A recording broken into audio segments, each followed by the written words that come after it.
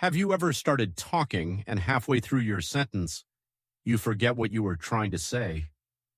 Your mind runs faster than your mouth, your words get lost, and silence slowly fills the space. I've seen that happen to so many learners, and I've been there too. I'm Top English Stories.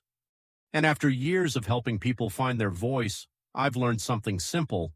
Clarity isn't a gift, it's a habit, one you can build, one that changes everything. Today I'll share 9 small habits that can help your words flow with calm, confidence, and heart. Let's begin. Habit 1. Pause more. Let's begin with something simple but life-changing, the pause. Most people believe that confidence means speaking fast, filling every second with sound. But the truth is, silence is not your enemy, it's your strongest ally. When you pause, you give your thoughts room to breathe. You give your listener a moment to catch up, to feel, to understand. Our minds crave white space. Just like paragraphs in writing, your speech needs space to rest. Without it, everything blends together into one long blur of noise. Try this. Say a sentence fast, without any break. You'll notice how every word starts fighting for attention until nothing stands out. Now say the same thing, but let it breathe. One idea at a time. You'll feel the difference. I used to rush every thought, thinking speed meant intelligence. But it only made me sound nervous and forgettable.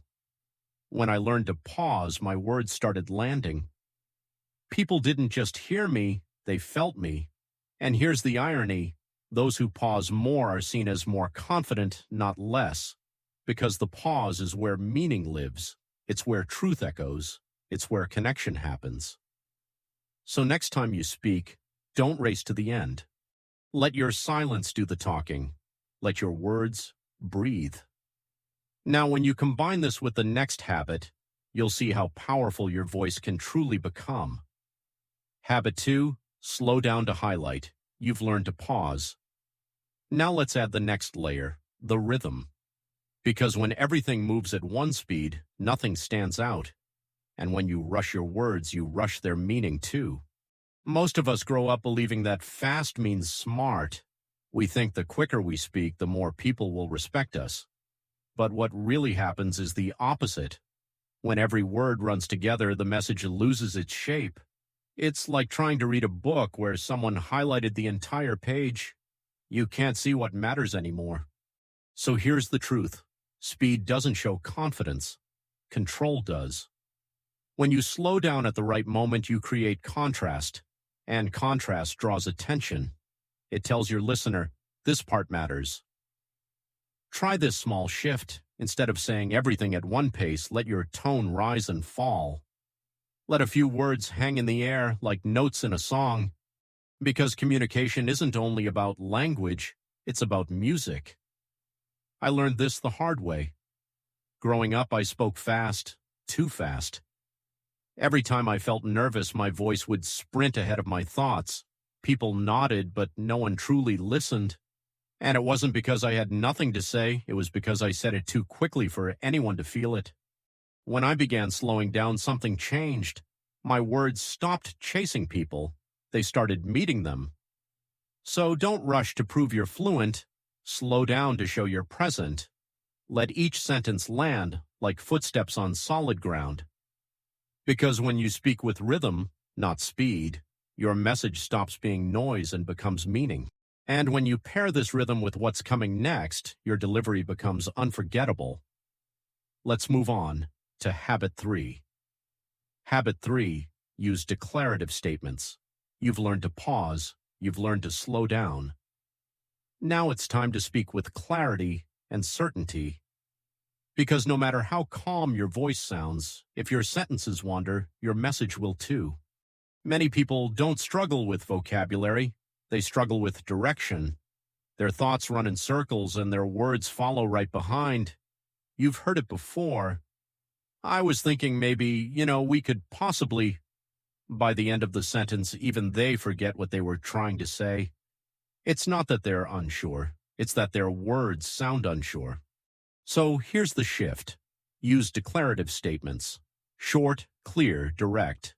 Instead of, I guess we might try to post more on social media, say, we'll post 3 times a week, starting Monday.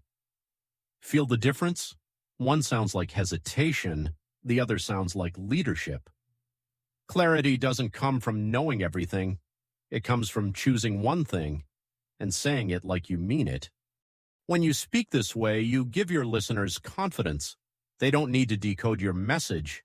They can feel your conviction through your tone. But here's the secret most people miss. Clarity isn't cold, it's kind. It respects people's time and it honors your own thoughts. I used to fill my sentences with, maybe and kind of. Not because I didn't know what to say, but because I was afraid to say it too clearly. I thought clarity might sound arrogant. I was wrong. Clarity sounds like care. So next time you speak, strip away the extra words. Let your idea stand tall. Let it breathe in silence and carry its own weight. Because when your thoughts stop rambling, your voice becomes something people can trust.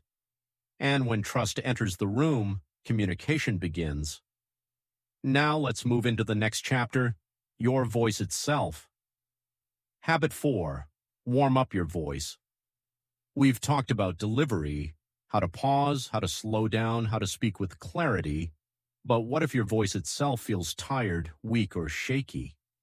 You open your mouth to speak and the sound comes out dry, thin, almost afraid to exist. That's where the next habit begins, warming up your voice. Your voice is not just sound. It's a living instrument made of muscle, air, vibration, and emotion. And like any instrument, it needs tuning. Most people don't realize this. They treat their voice like a tool, something to use when needed, then put away when done. But think about it. You wouldn't start running a marathon without stretching your legs first. You wouldn't play a violin without tightening the strings. So why do we expect our voice to perform perfectly without warming it up? I learned this the hard way. Years ago, I would speak all day, coaching, recording, teaching, and by the evening, my throat would burn. It felt like my voice was fading before my message could even reach people. Then one day, a vocal coach asked me, "Do you warm up before you talk?" I laughed. "No, I just start talking." She smiled and said, "That's why your voice gives up before your mind does." That moment changed everything, because your voice is a reflection of how you treat yourself. If you push it without care, it will push back. If you rush it, it will resist you. So here's a simple ritual. Before you speak, hum gently. Let the vibration travel through your chest. Then try lip trills like this. Brrr. It might feel silly, but that sound loosens your muscles, releases tension, and resets your breath. Do it for 1 minute. Let your voice wake up slowly, like sunlight entering a quiet room. You'll notice something magical. Your throat relaxes, your breathing deepens, your words flow smoother. It's not about sounding perfect. It's about feeling connected to your own sound. And here's a deeper truth. Warming up your voice is not just a physical act. It's a form of presence. It's you telling your voice, "I'm here. I'm listening. Let's do this together." The people who speak with warmth aren't born that way. They prepare that way. So before your next meeting, your next recording, your next conversation, pause for a minute, breathe, hum. Let your voice stretch awake, because when your voice feels alive, your message feels alive too. And when your message breathes, people don't just hear you and they feel you. Now that your voice is awake, let's take care of the breath behind it. Because the way you breathe will decide how your voice survives. Let's move on to habit 5. Habit 5. Breathe through your nose. Your voice is awake now, but what carries it is your breath. Breath is the quiet engine behind every word. It's what gives your sound energy, warmth, and life. Yet most people never think about how they breathe. They rush through sentences, drawing air through the mouth, shallow and quick, and they wonder why their throat feels dry, why their voice fades before the thought is done. But here's something few realize. The way you breathe can protect your voice or slowly destroy it. Mouth breathing dries your vocal cords, tenses your shoulders, and tells your body you're in danger. That's why you feel tight, why your voice shakes when you're anxious. Now close your mouth. Inhale through your nose, slow and deep. Feel how the air moves gently, how your chest expands softly, how the world seems to slow down with you. That's not just oxygen, that's calm entering your body. When you breathe through your nose, the air is filtered, warmed, and moistened. Your throat stays hydrated, your mind stays steady, your voice flows stronger. We take more than 20,000 breaths a day. Each one is a message, either tension or peace. So train your body to choose peace. Breathe the way nature designed you to, through the nose, slowly, consciously. When you speak, let each breath begin like a quiet wave, rising, carrying your words, and falling back into silence. Because when your breathing finds its rhythm, your voice finds its home. And once your breath is steady, we can talk about volume, not loudness, but presence. Let's move to Habit 6. Habit 6. Use more volume.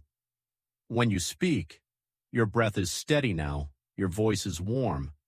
But there's one more habit that brings them to life: volume. And no, it's not about shouting, it's about speaking with presence. Many people speak softly, not because they're kind, but because they're afraid. Afraid to take space, afraid to be heard, afraid to be seen.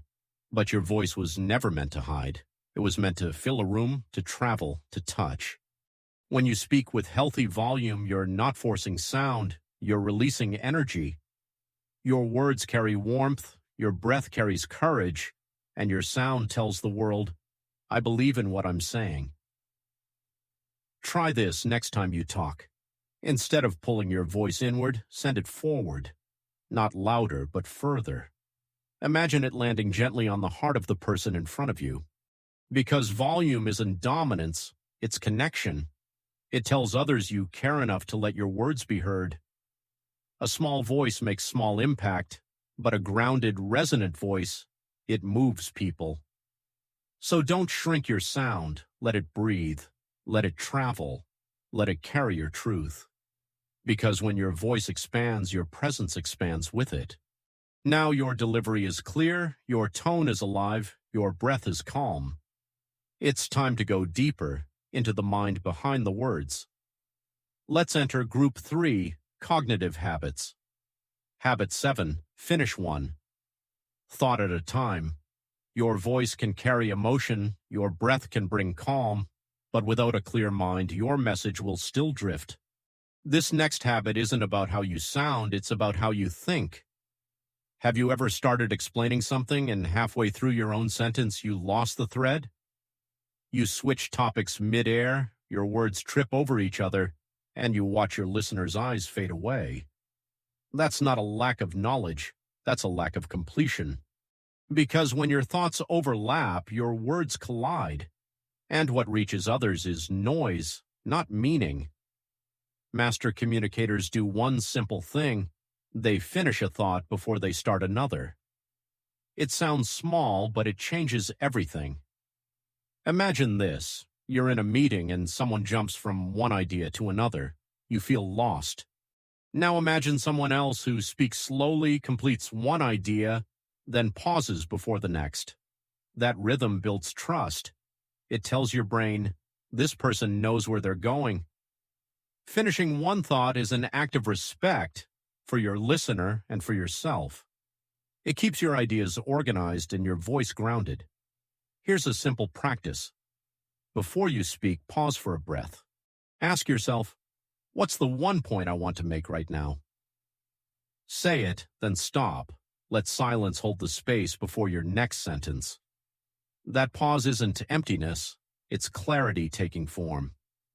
I used to chase my own words, trying to impress with speed and detail. But people don't remember details, they remember direction. They remember how your words made them feel safe to follow.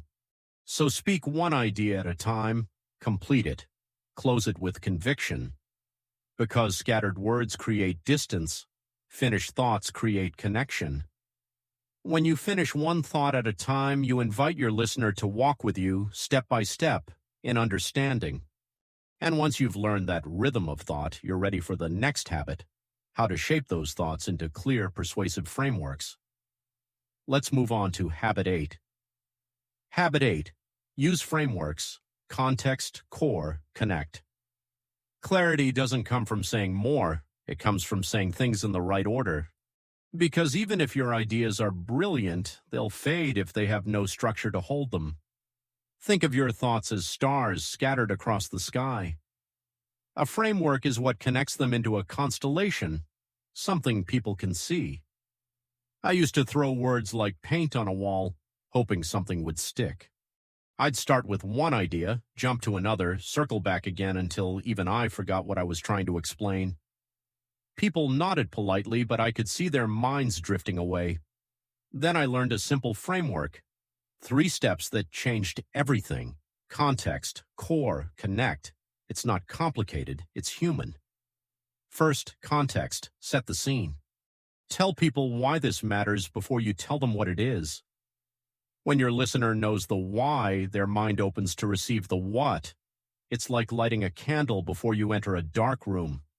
For example, before we launch the new course, let's look at the timeline. That's context. It gives direction. It prepares the listener's mind. Next, core. This is your message, the heart of what you want to say. Keep it short, clear, and focused. There should only be one main idea here. If you have 2, save 1 for later. Say it once, say it well, let it stand tall. For example, we need 2 more editors if we want to meet the deadline. That's your core, no fluff, no detour. Finally, connect. Show them why it matters, why this idea deserves attention. This is where logic meets empathy. You connect your point to the listener's world. Getting those editors will help us finish on time without burning the team out. Now your message lands not as instruction, but as understanding. See how that feels different? You didn't just speak, you guided. The beauty of this framework is that it mirrors how the mind works. We crave story, we look for pattern.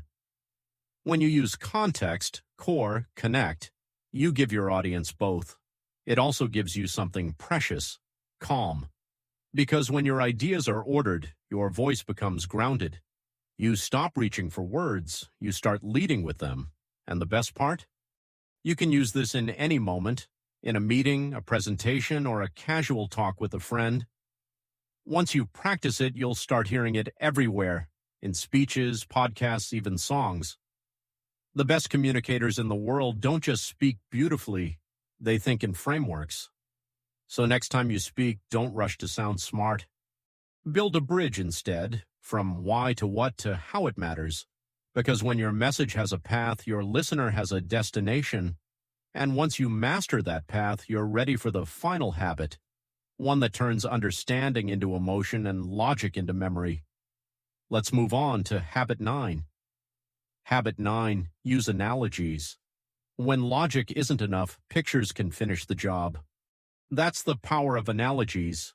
They turn hard ideas into something people can feel. You see, the human brain doesn't think in words first.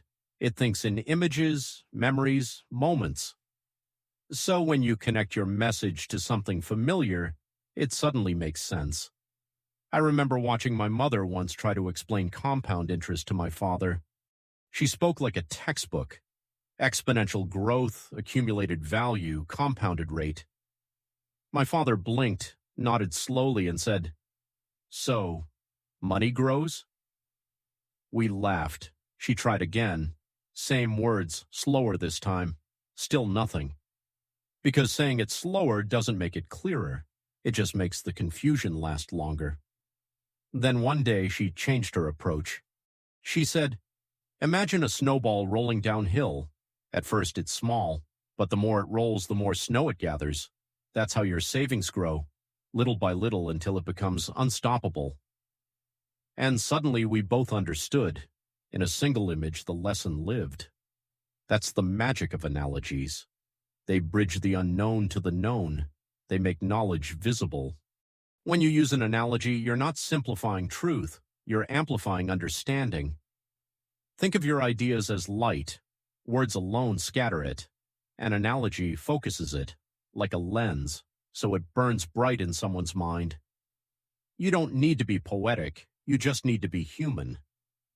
Compare ideas to things people know: rain, roads, doors, fire, music, breath. The world itself is your dictionary of meaning. I've seen people hide behind big words because they fear sounding simple. But simplicity is not weakness, it's mastery. The best communicators don't speak to impress, they speak to connect. And connection begins when someone says, "Oh, I get it now." So use analogies, use stories. Use the language of the heart to explain the language of the mind. Because when your words paint pictures, they don't just inform, they stay. And that's the quiet goal of all communication, to be remembered, not for your vocabulary, but for how you made people see. Now you've learned all 9 habits: how to pause, to slow down, to speak with clarity and care, to warm your voice, to breathe, to use presence, to think in order, to build structure, and to connect through image. 9 habits, 1 transformation. The better you speak, the more of your true self the world gets to meet. Closing reflection. You've made it here. Through 9 small habits, each one a doorway to a clearer voice, a calmer mind, a deeper connection. And maybe now you realize speaking clearly was never just about English. It was about courage. The courage to slow down, to pause, to be seen. Every time you speak, you're not just sharing words, you're revealing presence.